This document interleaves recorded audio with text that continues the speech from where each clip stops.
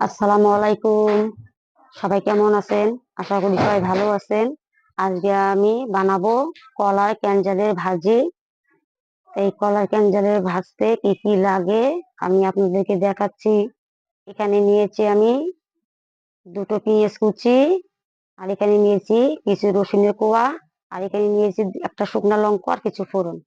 এটা দিয়ে আমি কলার ক্যানজালটা ভাজা করে নিব।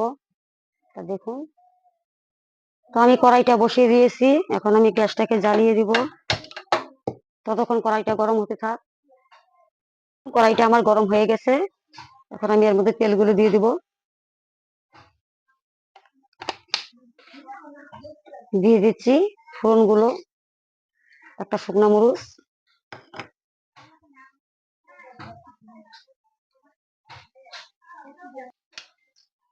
ফোড়নটা আমি ভালো করে ভেজে নিচ্ছি।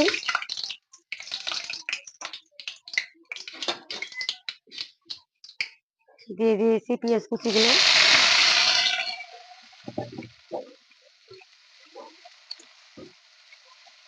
পেঁয়াজগুলো লাল লাল করে ভেজে নিব। দেখুন পেঁয়াজগুলো আমার লালচে করে ভাজা হয়ে গেছে। এখন আমি এর মধ্যে দিয়ে দেবো স্বাদ মতন হলুদ,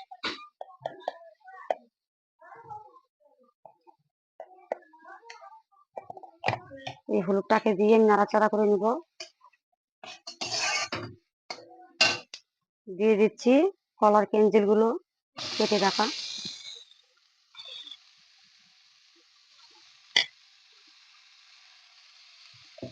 এই ক্যানজেল ভাজাটা কিন্তু খেতে খুব মজা লাগে।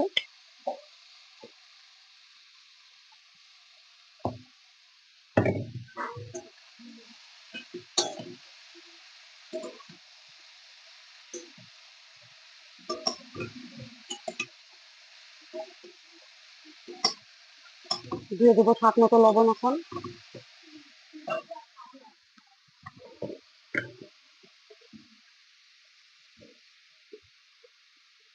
আমি দুবার লবণটা দিয়ে দিলাম, হাফ হাফ করে।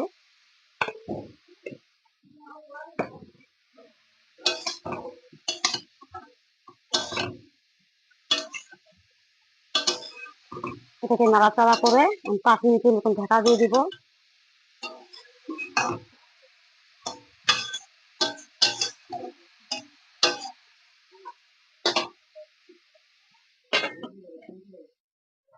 আমার 5 মিনিট হয়ে গেছে। ভাজিটা কত সুন্দর মিলিয়ে গেছে।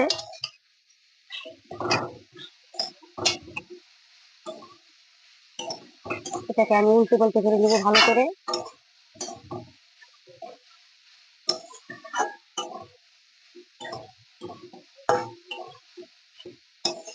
এখন আমি গ্যাসটাকে লো রেখে এটাকে 10 মিনিটের জন্য ঢাকা দিয়ে দিব।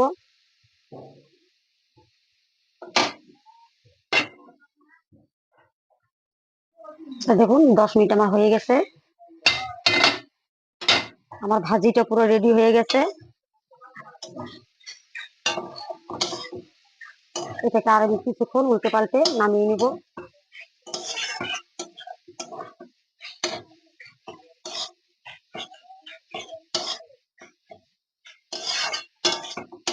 ক্যানজাল ভাজাটা একদম রেডি হয়ে গেছে। আমি আবারও আপনাদেরকে বলছি, ক্যানজাল ভাজা এইভাবে ভাজলে খুব সুন্দর লাগে খাইতে। তা আপনারাও বাড়িতে ট্রাই করতে পারেন এইভাবে। যদি ভালো লেগে থাকে লাইক ও কমেন্ট শেয়ার করবেন। ধন্যবাদ।